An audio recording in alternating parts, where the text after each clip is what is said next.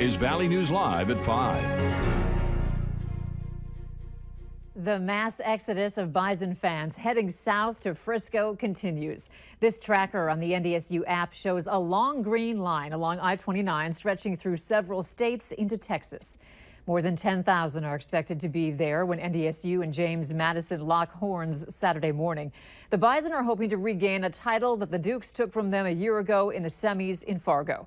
Tonight, the two teams are together again. Valley News Team's Mike Morgan is with them and joins us live from Frisco. Mike? Hello, Andrea, and good evening, everyone. Back home in the Red River Valley, we are here at the main event in Frisco, Texas. It's a bowling alley, pool hall, recreation center, and this is where James Madison and the NDSU Bison are going to meet. Both teams are not here yet. They're expecting to close this facility down to the general public at about 5:30. The two teams will then arrive, and they're here to get their fill of not only food, but a little bit of friendly competition as well.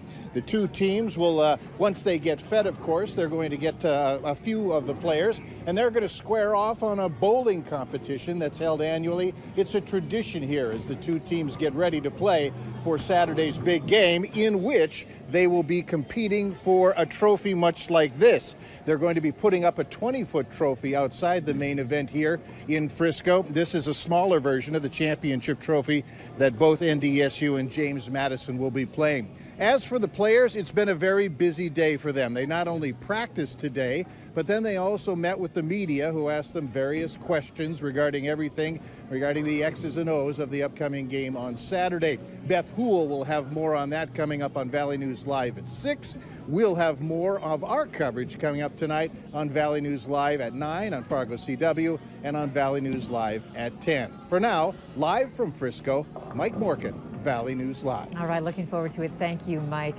And we'll also be getting another update from Mike at 6 o'clock. Be sure to stick with Valley News Live throughout the weekend. We have plenty to come from Frisco, including a live broadcast of the Pep Fest, sponsored by Proceed. That gets underway tomorrow night at 7 on KX4. And a special 90-minute Farmers Union Insurance Bison football pregame show starting at 9:30 Saturday morning. You don't want to miss it. We'll walk you right up to kickoff at 11 on ESPN2. Yesterday, we brought you a story about Bison fans from around the country making the trip south, but not everyone could get into the stadium. Well, today, Valley News Team's Ryan Laughlin tells how Bison fans are helping other Bison fans get into the big game.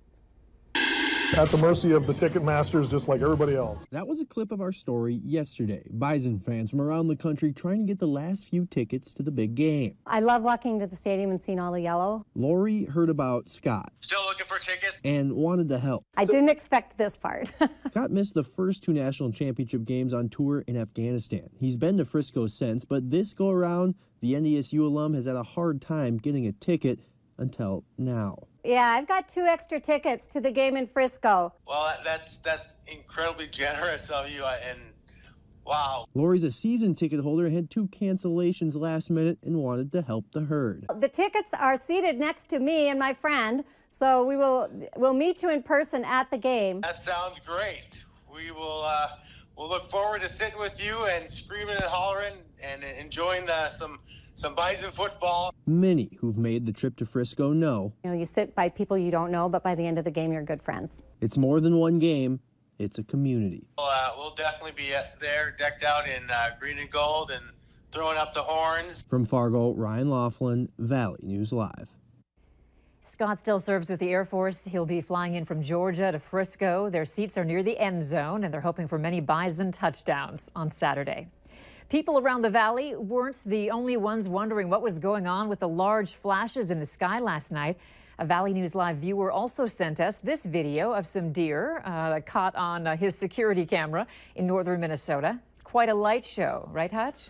Indeed, for those that were cloud-free and mainly in northwest portions of Minnesota, a fairly significantly bright meteor struck the atmosphere last night. Now, most meteors are about the size of a grain of sand. This one may have been a little bit bigger because of the area that did get a chance to see it. Nonetheless, the meteor shower, called the Quadrantids, continues through the 10th of the month. So, yes, if we clear out, there's a chance. Will we clear out? Well, we are clearing out in northwest Minnesota. Clouds remain through central North Dakota. That's keeping us warmer than we expected throughout the day here in the FM area. But tonight, the clearing takes hold. A wind chill advisory is in effect for much of our area as we go through the overnight hours. Air temperatures already in the teens below for Baudette, with wind chills around 20 to 25 below in northern Minnesota.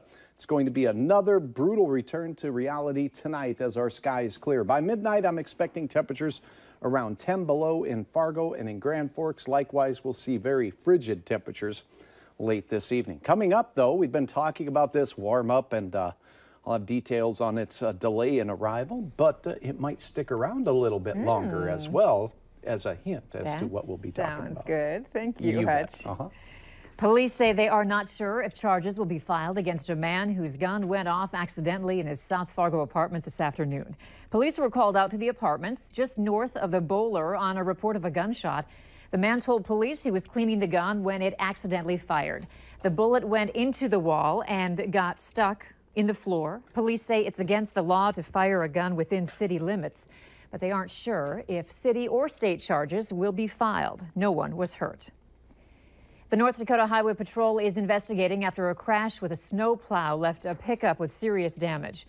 It happened west of Kindred near the I-29 exit on State Highway 46 this morning. The plow was clearing snow from the exit when the Ford pickup struck the passenger side of the snowplow. The driver of the Ford, a 64-year-old man from Hickson, North Dakota, was brought to the hospital and is expected to be okay.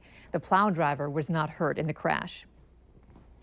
Facing a letter from President Trump's lawyers trying to block the release of a new book, the publishers of Fire and Fury Inside the Trump White House have decided to push up the date for its release from next week to tomorrow.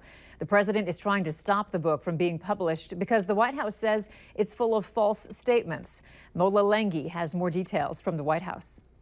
Thank you. I don't talk to him. I don't talk to him. President Trump distanced himself from former chief strategist Steve Bannon Thursday. Bannon is quoted throughout a new book set to be released tomorrow, which is highly critical of the president. The big picture here is a picture of a White House that is chaotic, of a president whose impulses whipsaw the White House, of a lot of backstabbing, front stabbing. On the Russia investigation, Bannon says that Donald Trump Jr. and Jared Kushner were treasonous and unpatriotic when they met with a Russian lawyer claiming to have dirt on Hillary Clinton in June of 2016. It gives validation to something the president and the White House have been trying to undermine. When news of the Trump Tower meeting first broke, President Trump huddled with advisors on Air Force One to discuss how to frame the meeting. But that discussion may have cost the president one of his top lawyers. Michael Wolff writes that Trump campaign lawyer Mike Corallo resigned because he thought the Air Force One conversation constituted obstruction of justice.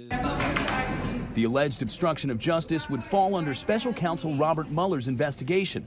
Wolff also writes that the president has asked associates to help pursue an anti-Mueller campaign on his behalf.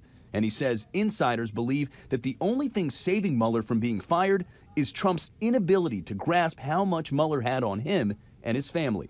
Mola Lenghi, CBS News, the White House.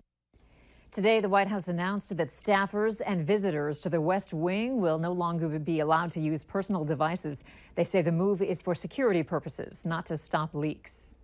Today, Attorney General Jeff Sessions reversed an Obama-era memo that gives marijuana a pass in states where it's legal. The new guidance gives federal prosecutors more discretion in how they enforce the federal law in the 8 states where it is legal. And according to the Department of Justice, any use of marijuana is against federal law, even if it's used medically. Today's memo may not be a surprise to the marijuana industry. As a senator, Sessions condemned legalized marijuana. Today, the White House press secretary said the president believes in enforcing all federal laws. A father